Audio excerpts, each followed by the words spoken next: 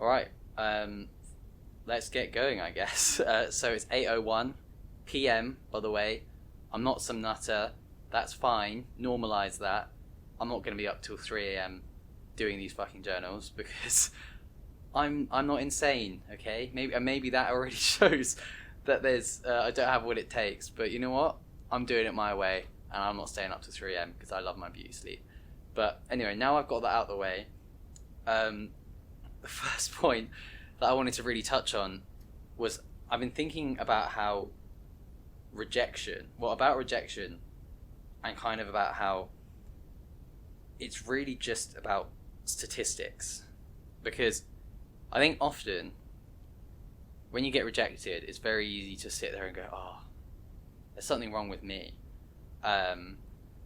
Because I know I can feel like that all the time. In fact, I think that's been my default, is that I've looked at rejection and generally gone, right, what have I done wrong? And I think that it's important to do that, because obviously there's this element of self-improvement that you always want to be looking for how to improve yourself. But at the same time, assume rejection as the baseline, and that's okay, because I was having a chat with somebody about a sales strategy that I was starting to draft, and one of the things they were asking me was, right, okay, well, how many contacts do you have to make to get a lead, or how many leads do you then, or more serious contacts do you then have to make to get a sale? And he was condensing that down and going, okay, well, expect 20, you contact 20 people, maybe you'll then get 5 quality contacts from that, and then from that you might get 1 sale, for example. And to be honest with you, that's even an optimistic example. There'll be lots of times where you don't have to contact 100 people to get a sale. And when it was sort of condensed out like that, I suddenly realized, right, if I am a superstar, I can contact 100 people. And if I'm a superstar, maybe I would get 4 contacts instead of 1, right? I'd make 4 sales instead of 1. And kind of putting that out and actually thinking about that means you still get rejected 96 times. And that's when you're bloody good, right? So when I started to think about that, I kind of realized, wow, why should I ever be afraid of getting rejected? Because it's just natural. It's just what happens. It's statistically likely.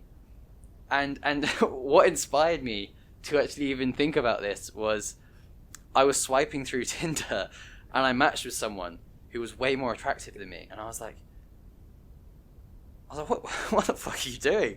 And I suddenly realized, oh wait, okay, and this sounds like the most depressing thing, but I promise you, I do have self-esteem. It's fine, but I was just sat there, just going like, "You're out of my league.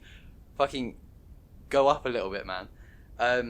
But I just suddenly realized, I was like, right, again, it's just all about statistics. This whole app is about statistics and improving your statistics, and then naturally, because I'm cool, that went on to thinking about sales, which, maybe I need a therapist. Well, actually, you are my therapist, so thank you.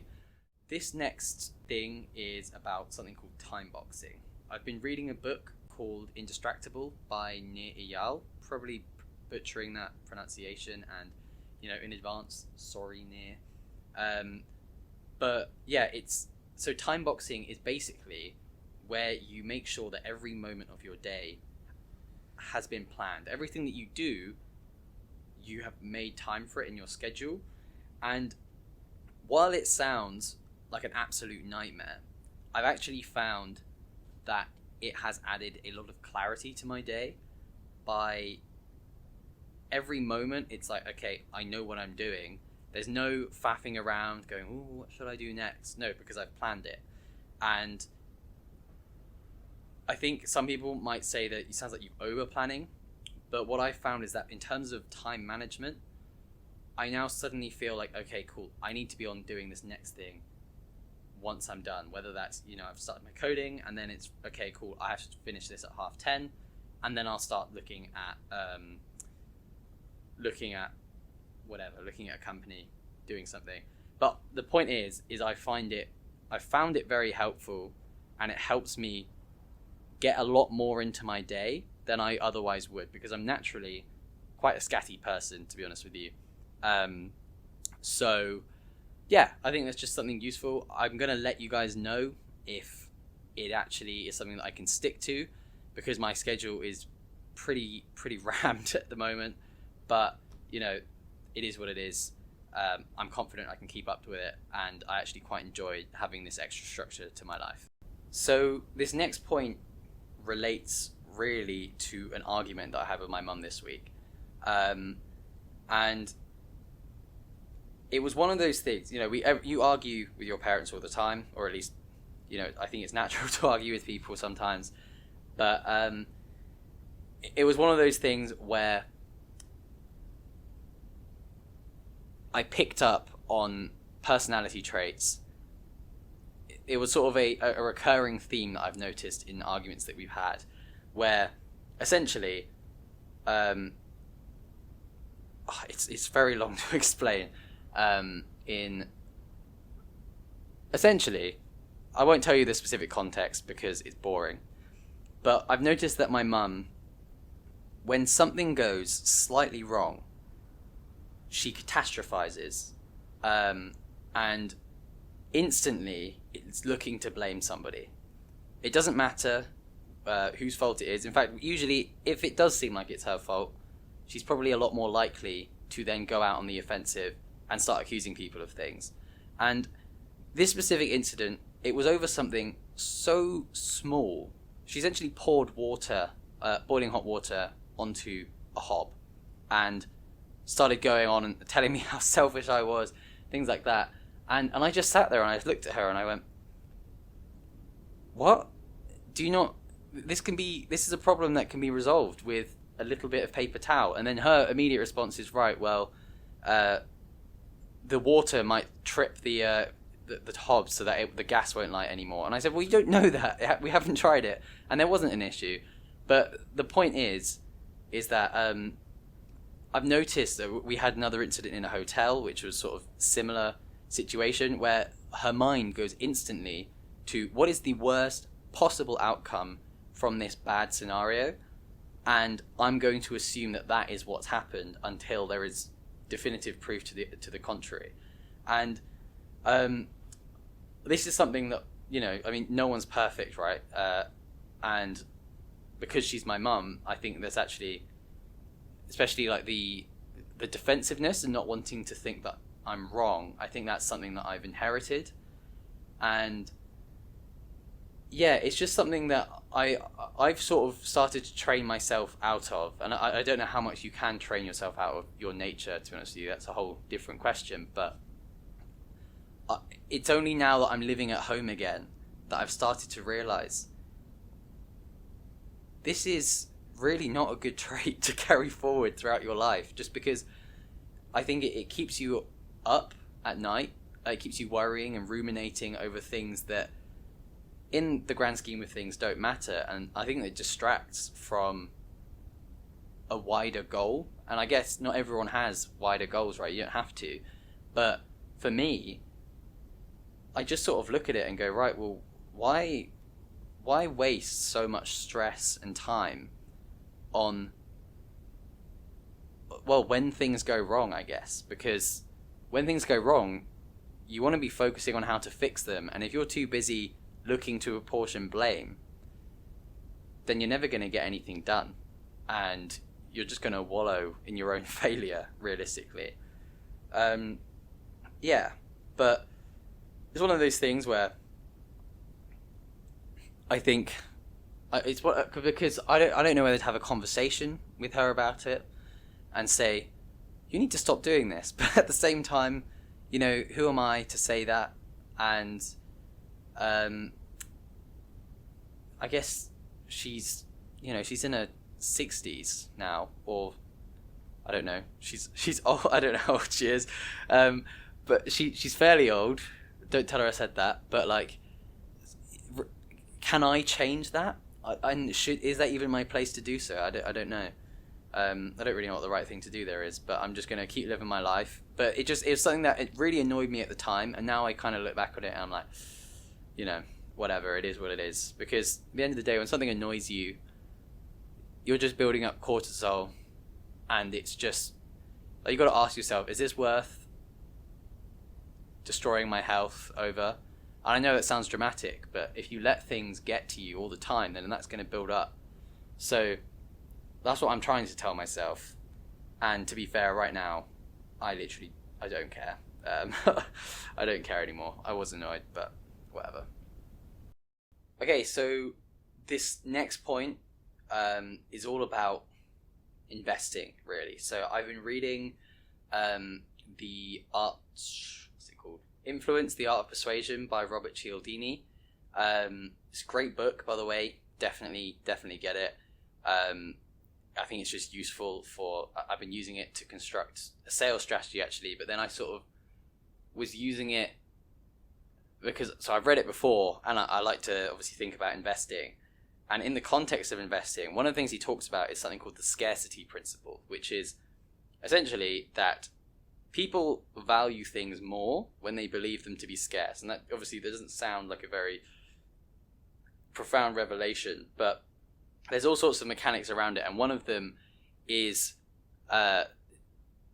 you can kind of, if you implement artificial deadlines and people know that it's also scarce, you then get this whole idea of people they just suddenly go, okay, cool, I want to buy it, I want to get it, I want to get this thing that I never normally gave a shit about, just because there's a deadline, it's scarce, and maybe because I can see other people want it as well. And I thought about this in the context of investing and why it is so dangerous to stare at stock prices. As an investor, I'm the kind of person who have just an absolute insane, probably a stupid risk tolerance. Actually, I just don't care.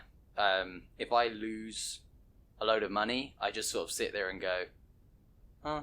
And actually, that's probably bad, because I think I think a lot of the best investors tend to be motivated by, at least partially, a very healthy fear of failure, and so they constantly are checking and rechecking. And I'm just not built that way in terms of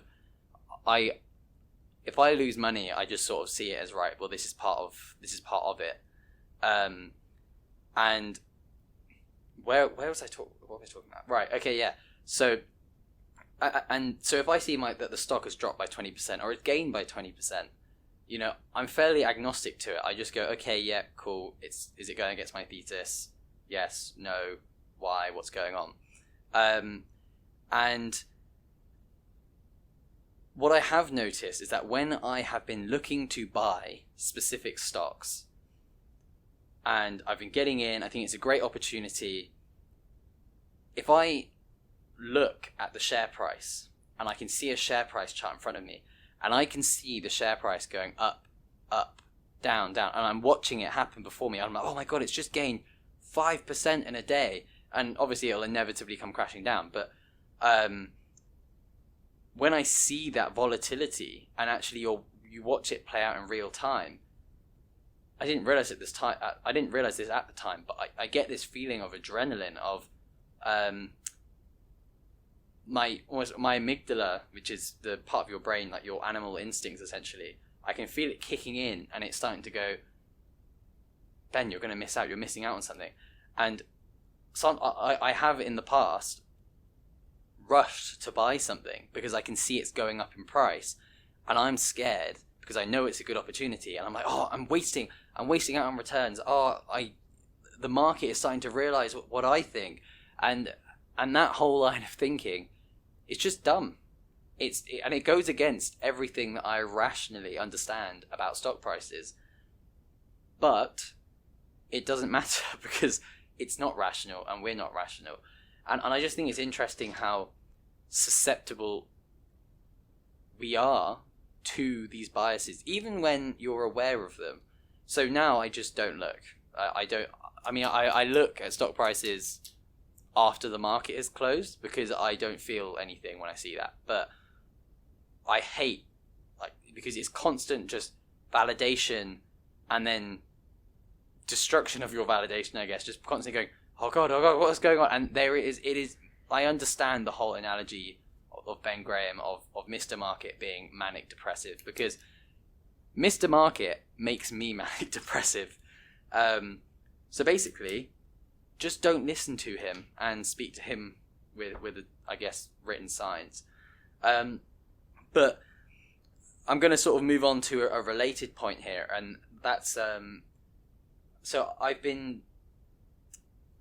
was interviewing for a job basically, and I knew the people, and I'd met them before in a previous job basically, and so that they're a fund manager, and I was very fortunate that I was able to have probably have their time for 5 to 6 hours just chatting to them about investing, companies, things like that. And one of the things that they are really big on, and I think there's another investor called Chris Mayer who is also I think I recall listening to him talk about basically just how important it is to go the extra mile and not just look at financial statements. And this fund that I was looking at, that was one of their it was one of their big selling points. One of their big philosophies of investing was, right, we meet management, we go and we do extra research, we speak to stakeholders such as clients, employees, etc. And there's a company that I hold, which it's more of a value play, more of a value stock. And this company, I looked at all the financials and I had this understanding of it, and there's a segment of the business which I think could do a spin out, and I think it's severely undervalued, but looking at multiples based on similar like businesses and so on. And when I looked at this business, it was, okay, cool, this is an amazing tool to the upside. This is going to just another lever that they can pull to get me additional returns. But I went and I was fortunate enough to be able to speak to an employee of the company today, and it was actually so eye-opening, because the financial statements only tell you so much. And I'm not going to name this company because I don't know the ins and outs. I'm going to contact them and try and find out. But they have a product which has a customer retention rate of 97%. It always in the high 90s range, right? And I looked at that, and it's a SaaS product, recurring customers. I was like, damn, this is a beautiful business. It chugs along very nicely. But when I spoke with this employee, what they said was just completely the opposite. It was, I'll get it up actually. Hang on. Excuse my arm. I'm not doing that again. No more West Country. They were basically telling me about how they have massively high attrition rates in their business. For their customers, it's just constant churn. And I put the question to them. I said, so can you explain to me this figure that the company uses? And they said, well, I don't understand that figure because it's not at all what I experience. But they basically think that figure represents only the loyal customers, which would make a lot of sense. But at the same time, it's just like, wow, that's shocking, because it's amazing what can be disclosed in annual reports, and then you just take it as gospel. And now I suddenly go, right, this is not nearly as good as I thought it was. And to be fair, I wasn't ever expecting this business was a diamond or anything like that. But yeah, it was just a very interesting eye-opener. So I definitely want to speak to more insiders at companies, and also speak to customers of products if I can. But in that instance, it's kind of hard to speak to their customers.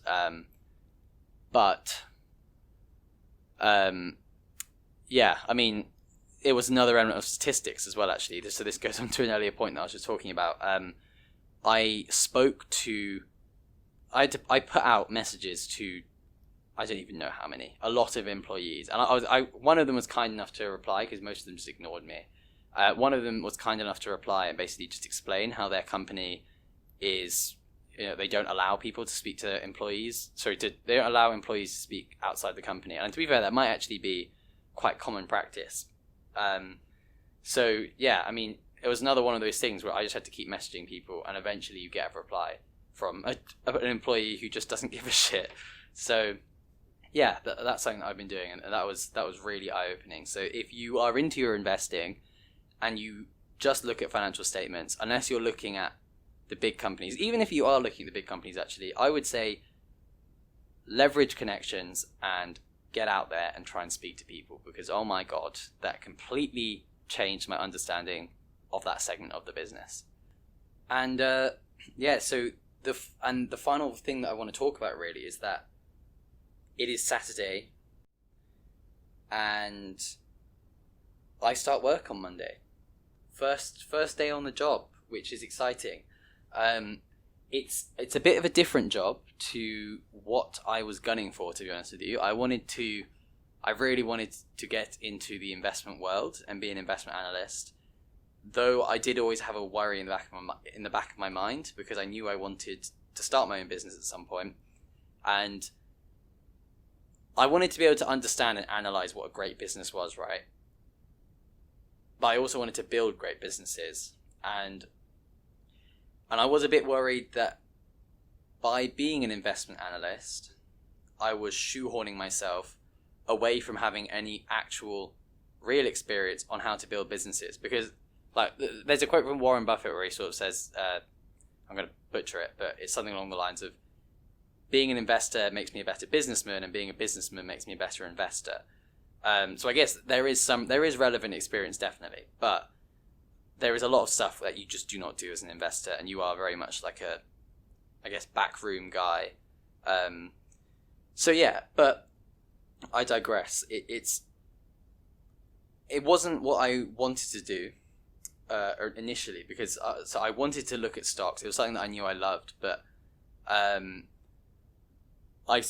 got to the final stage of an interview process, which was it took a lot of time to get there. It was really hard, and I got to the final two, and they rejected me for various reasons.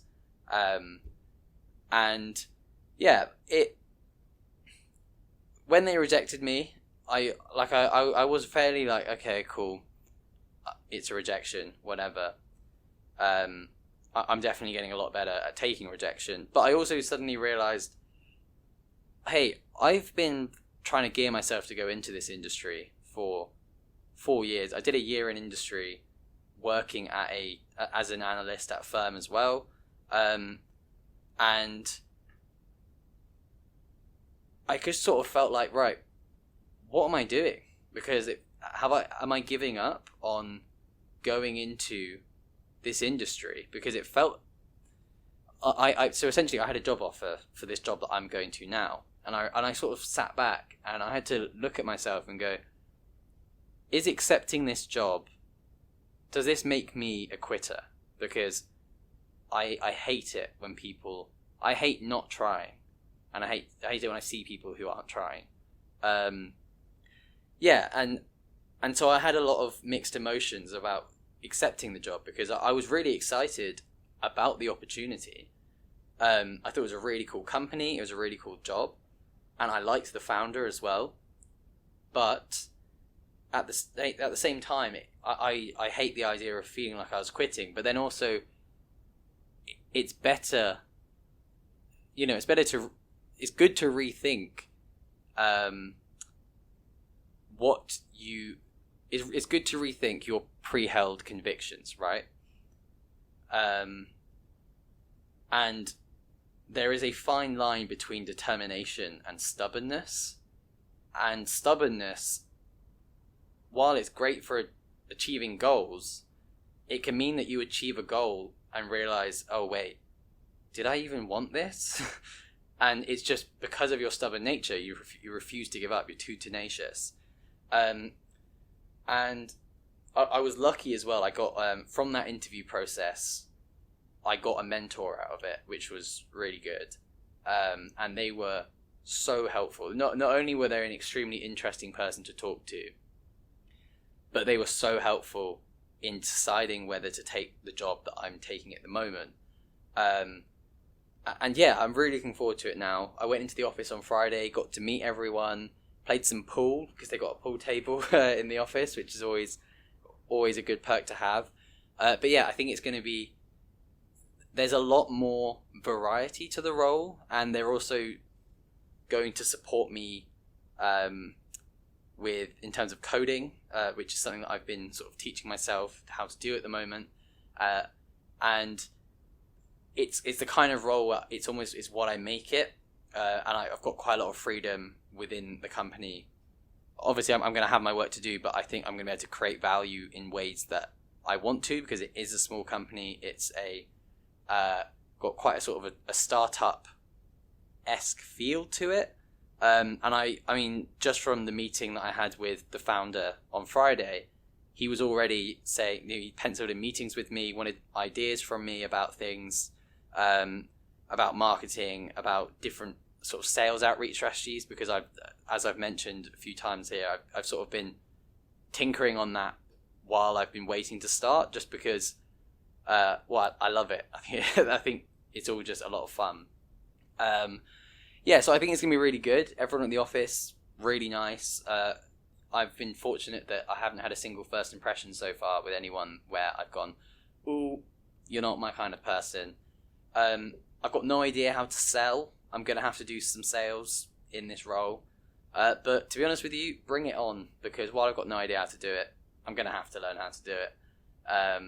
So yeah, I guess I'll just fumble my way through, right? And yeah, just try and learn and analyze myself as much as I can.